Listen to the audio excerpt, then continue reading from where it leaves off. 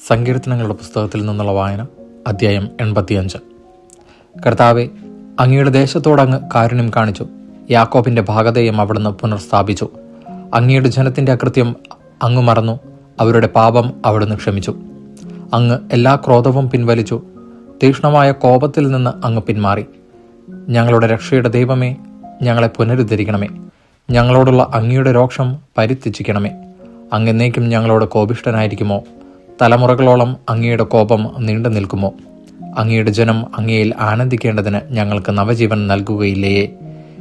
കർത്താവെ, അങ്ങയുടെ കാരുണ്യം ഞങ്ങളിൽ ചൊരിയണമേ. ഞങ്ങൾക്ക് രക്ഷപ്രദാനം ചെയ്യണമേ.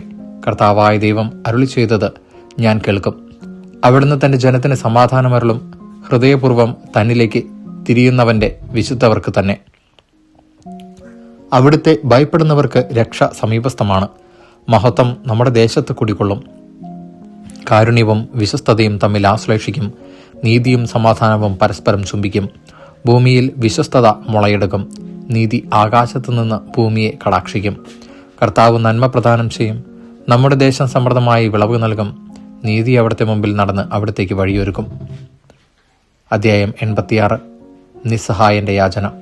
കർത്താവെ, ചെവി ചായ്ച്ച് എനിക്ക് ഉത്തരമരുളയണമേ. ഞാൻ ദരിദ്രനും നിസ്സഹായനുമാണ്. എൻ്റെ ജീവനെ സംരക്ഷിക്കണമേ. ഞാൻ അങ്ങയുടെ ഭക്തനാണ്.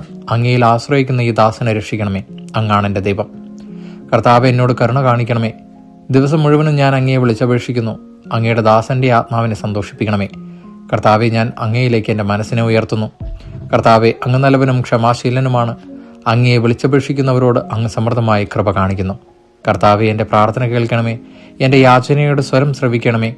അനർത്ഥകാലത്ത് ഞാൻ അങ്ങയെ വിളിക്കുന്നു. അങ്ങ് എനിക്ക് ഉത്തരമരുളുന്നു. കർത്താവെ, ദേവന്മാരിൽ അങ്ങേക്ക് തുല്യനായി ആരുമില്ല.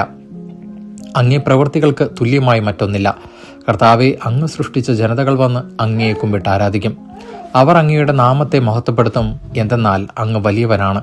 വിസ്മയകരമായ കാര്യങ്ങൾ അങ്ങ് നിർവഹിക്കുന്നു. അങ്ങ് മാത്രമാണ് ദൈവം. കർത്താവെ, ഞാൻ അങ്ങയുടെ സത്യത്തിൽ നടക്കേണ്ടതിന് അങ്ങയുടെ വഴി എന്നെ പഠിപ്പിക്കണമേ. അങ്ങയുടെ നാമത്തെ ഭയപ്പെടാൻ എൻ്റെ ഹൃദയത്തെ ഏകാഗ്രമാക്കണമേ. എൻ്റെ ദൈവമായ കർത്താവെ, പൂർണ്ണ ഹൃദയത്തോടെ ഞാൻ അങ്ങേക്ക് നന്ദി പറയുന്നു. അങ്ങയുടെ നാമത്തെ ഞാൻ എന്നും മഹത്വപ്പെടുത്തും. എന്നോട് അങ്ങ് കാണിക്കുന്ന കാരുണ്യം വലുതാണ്. പാതാളത്തിൻ്റെ ആഴത്തിൽ നിന്ന് അവിടുന്ന് എൻ്റെ പ്രാണനെ രക്ഷിച്ചു.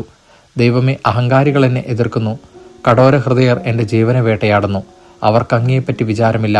എന്നാൽ കർത്താവെ, അങ്ങ് കാരുണ്യവാനും കൃപാനിധിയുമായ ദൈവമാണ്.